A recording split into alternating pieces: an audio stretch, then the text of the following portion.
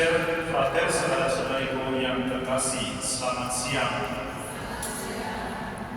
Saya mengajak kita berangkat dari Injil yang baru kita dengarkan bersama untuk kita refleksikan sedikit dua hal berikut ini.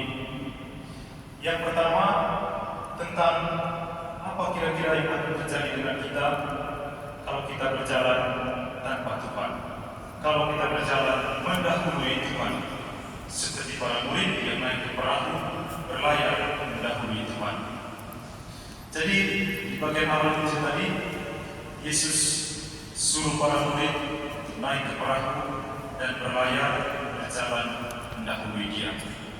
Dia di belakang masih tinggal di tempat yang sama, para murid mendahului Dia, dan kemudian di tengah laut perahu mereka terombang-ambing. Mereka ketakutan. Dan bagian yang bagi saya sangat menyedihkan adalah ketika Yesus datang menjumpai mereka, mereka tidak lagi mengenal siapa Yesus. Mereka menyangka bahwa itu adalah hantu. Memang dari segi kata itu agak dekat-dekat, hantu Tuhan. Itu hantu, itu Tuhan. Tapi bagi saya itu bagian yang sangat menyedihkan. Yesus baru meninggalkan mereka sebentar saja. Dan ketika Yesus datang kembali kepada mereka, mereka sudah tidak lagi mengenal siapa Yesus. Jadi, kurang lebih inilah yang mungkin akan terjadi kalau kita berjalan tanpa Yesus. Kalau kita berjalan mendahului Tuhan, kapal kehidupan kita akan mudah terombang-ambing, dan ketika hal itu terjadi, kita semacam kehilangan arah dan kehilangan pegangan. Dan bagian terburuknya adalah ketika Tuhan datang kepada kita lewat cara apapun, kita tidak lagi mengenal siapa itu Tuhan bagi kita. Karena kita sudah terlanjur berjalan sendirian dan bahkan mendahului Dia. Kita meninggalkan Dia di belakang, tidak pernah menolehkan kepala kita untuk melihat dan memandang Dia. Jadi ketika Dia datang, kita tidak lagi mengenal Dia. Seperti para murid, kita juga akan berkata, itu hantu. Jadi saudara-saudara yang terkasih, memang terkadang baik juga kalau kita berjalan sendiri, hanya sekedar untuk menumbuhkan sikap kemandirian dalam diri kita. Tetapi akan jauh lebih baik kalau kita berjalan bersama dengan Tuhan. Dan ketika kita omong tentang berjalan bersama dengan Tuhan, mungkin kita menyangka atau mengira bahwa yang terbaik itu adalah berjalan berdampingan dengan Tuhan, bersama dengan Tuhan. Tapi kalau kita lihat dalam bacaan Injil tadi, khususnya di bagian pertama ketika para murid mendahului Tuhan, mungkin ketika kita katakan berjalan bersama dengan Tuhan, yang lebih baik itu adalah berjalan sesudah Tuhan. Artinya Tuhan berada di depan, kita berada di belakang. Kita mengikuti Tuhan dari belakang. Kadang-kadang ketika kita berjalan bersama dengan Tuhan berdampingan, mungkin kita juga tidak menolehkan kepala kita ke samping untuk melihat Tuhan.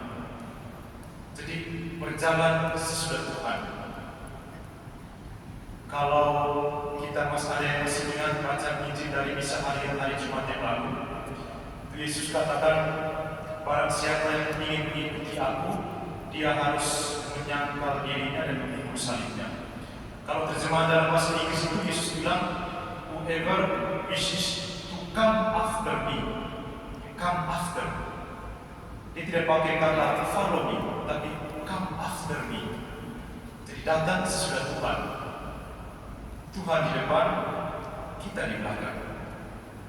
Dan kalau kita cek terjemahan asli dari frasa ini dalam bahasa Yunani, itu artinya come after itu artinya seseorang yang datang kemudian mengikuti seseorang yang lain yang berjalan di depannya, karena dia mau mengikuti jalan yang sama yang ditempuh oleh orang yang ada di depannya.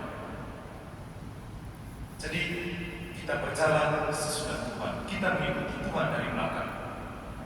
Karena itu kalau kita mau sungguh-sungguh berjalan dengan Tuhan, datanglah sesudah Tuhan. Jangan datang mendahului Tuhan.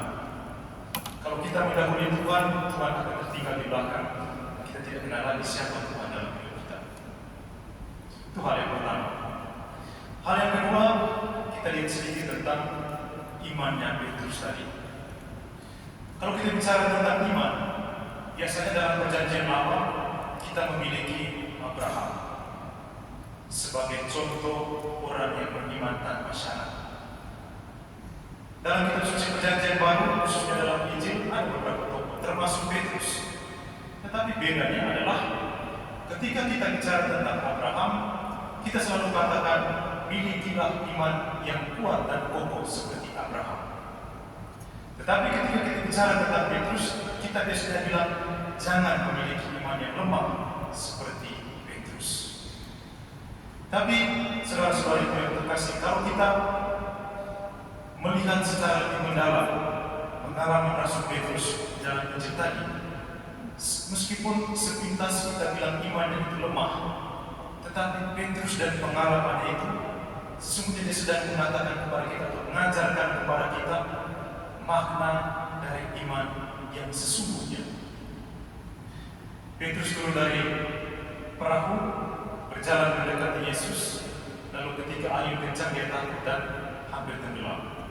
Di bagian ini kita menilai bahwa iman Petrus lemah, tidak kuat, tidak cukup imannya sehingga dia hampir tenggelam. Tapi dengar apa yang dikatakan ketika dia hampir tenggelam. Dia bilang, Tuhan tolonglah aku.